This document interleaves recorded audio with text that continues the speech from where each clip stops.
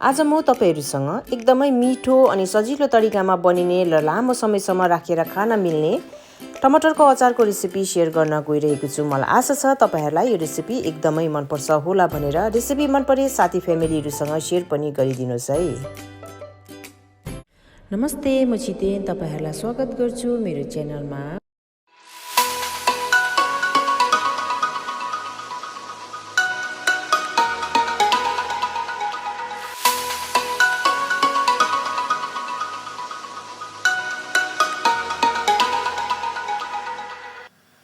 र यो अचार बनाउनका लागि टमाटर चाहिँ मैले यहाँ धुएर रेडी गरिसकेको छु अनि यो तपाईहरुले टमाटर देख्न सक्नुहुनेछ एकदमै फ्रेश अनि रातो पनि छ। यो रेडी गरेको टमाटरलाई मैले बोइल गर्नको लागि यहाँ अलरेडी पानी उमालिसकेको छु र यो उम्लेको पानीमा अब यी सबै धुएर राखेको टमाटरलाई मैले यहाँनिर एड गरे। कभर गरेर टमाटरलाई बोइल गर्ने पहिला। टमाटर बोइल भइसकेको छ। अब टमाटरलाई निकाल्ने।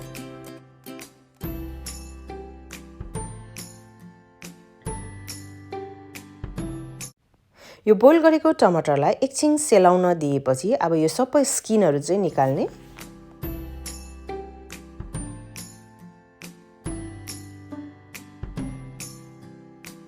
र सबै टमाटरको स्किन निकालेर मैले यहाँनिर रेडी गरिसकेको छु।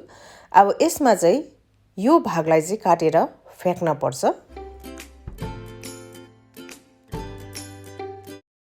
अब सबै टमाटरलाई यसरी 4 भागमा काट्दै राख्ने।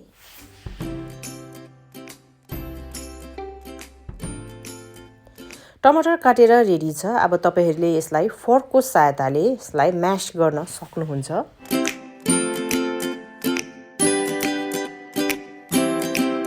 अथवा तपाईहरुले हात लगाएर यसरी म्याश गर्न पनि सक्नुहुन्छ। कति जनाले टमाटरलाई मिक्सर ग्राइन्डरमा हालेर ब्लेन्ड गर्छ, तर ब्लेन्ड गर्यो भने टोटली यो टमाटर पेस्ट हुन्छ र पेस्टको अचार सारै राम्रो हुँदैन र त्यही भएर मैले चाहिँ यहाँनिर म्याश गर्दै छु।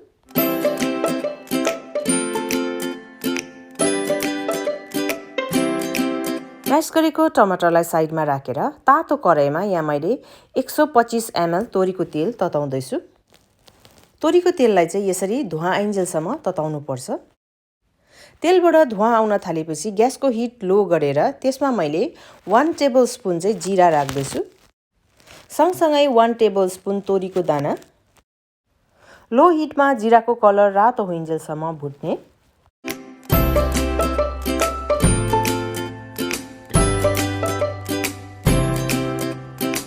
पड्काको मसलाको कलर रातो भएपछि 2 टेबलस्पुन मसिनो चप गरेको मैले यहाँनिर लसुन एड गरे। सँगसँगै 1 टेबलस्पुन चाहिँ अदुवा। यी एड गरेको सामग्रीहरूलाई चलाएर अब गोल्डन ब्राउन हुन्जेलसम्म फेरि भुट्ने। अदुवा र लसुन पनि भुटेर गोल्डन ब्राउन भइसकेको छ। अदुवा लसुन रेडी भएपछि मैले यहाँनिर होममेड चिली पेस्ट 1 टेबलस्पुन एड गर्दैछु। यसको रेसिपीको लिंक तपाईहरुलाई म डिस्क्रिप्सन बक्समा राखिदिन्छु अथवा तपाईहरुले सुक्खा खोर्सानी पिसेर पनि यो रेसिपीमा एड गर्न सक्नुहुनेछ। खोर्सानीको पेस्ट सँगसँगै मैले 1 टेबलस्पुन यहाँनिर धनिया पाउडर पनि एड गरे। 1 टेबलस्पुन कलरको लागि धुलो खोर्सानी पनि राख्दैछु। पिरो बेसी कम्ती तपाईहरुले गर्न सक्नुहुन्छ। अब यी सबै सामग्रीलाई फेरि लो हिटमा नै राम्रोसँगले मिक्स गर्ने। ग्यासको हिट लो नै राखेर यो ड्राई मसलाहरूलाई पकाउनु पर्छ।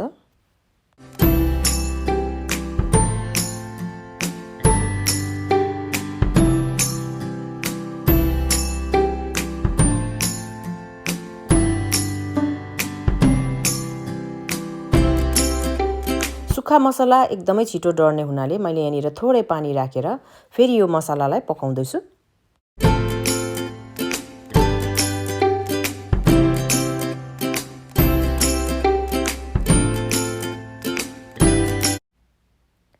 मसलालाई लो हिटमा 2 देखि 3 मिनेटसम्म पकाउनु भयो भने मज्जाले पाक्छ र यसरी तेल छुटिन्छ। जब यसरी तेल छुटिन्छ तब चाहिँ यो म्याश गरेको टमाटरलाई एड गर्ने। टमाटर राखिसकेपछि सँगसँगै स्वाद अनुसार नुन पनि राख्ने। नुन र टमाटरलाई पनि राम्रोसँगले मसलामा मिक्स गरिदिने।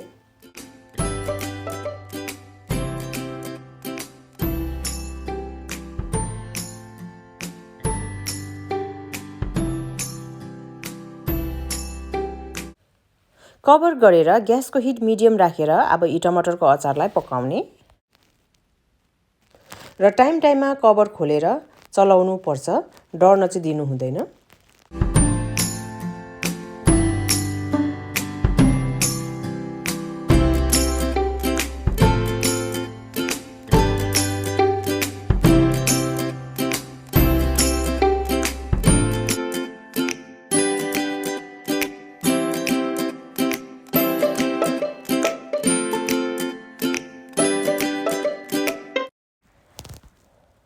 र तपाईले देख्न सक्नुहुँदैछ यहाँनिर कलर पनि निकै चेन्ज भएर आएको छ पहिलाको भन्दा, अनि पानी पनि अब सुक्न लागिसकेको छ।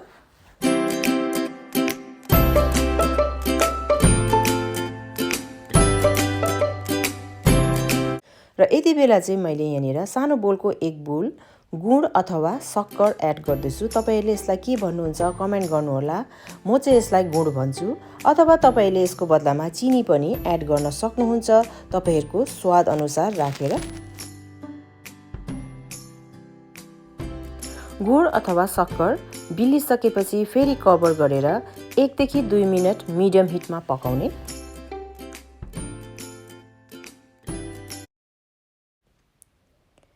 दुई मिनट भइसकेको छ। अब कभर खोलेर म हेर्न गइरहेको छु। ल हेर्नुस् त पर्फेक्ट कलर आएको छ र पानी पनि एकदमै मोइस्चर पनि एकदमै राम्रोसँगले सुकिसकेको छ टमाटरको, र तेल पनि छुटिन लागेको छ र अचार पर्फेक्टली अब चाहिँ पाकिसकेको छ।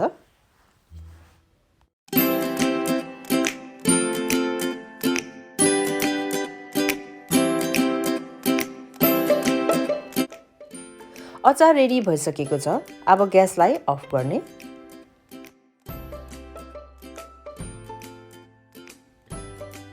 ग्यासलाई अफ गर्ने र ग्यास अफ गरिसकेपछि यसमा मैले 1 टेबलस्पुन भिनेगर एड गरेँ। यो भिनेगरले चाहिँ अचारलाई लामो समयसम्म प्रिजर्भ गर्नुमा मद्दत गर्छ र राम्रोसँगले भिनेगरलाई पनि मिक्स गरेर कम्प्लिटली यो अचारलाई चाहिँ सेलिनको लागि छोडिदिनुपर्छ।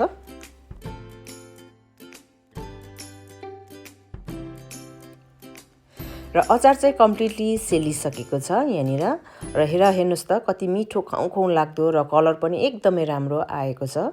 अब यो अचारलाई तपाईहरुले बोतलको जारमा प्रिजर्भ गरेर धेरै दिनसम्म चलाउनको लागि राख्न सक्नुहुन्छ, अथवा तपाईहरुले यसरी इन्स्टेन्ट खाइ पनि हाल्न सक्नुहुन्छ तपाईहरुको कुनै पनि फेभरेट स्न्याक्सहरुसँग, अथवा पराठा अथवा रोटीसँग एकदमै राम्रो हुन्छ र इन्जोय गर्नुहोला।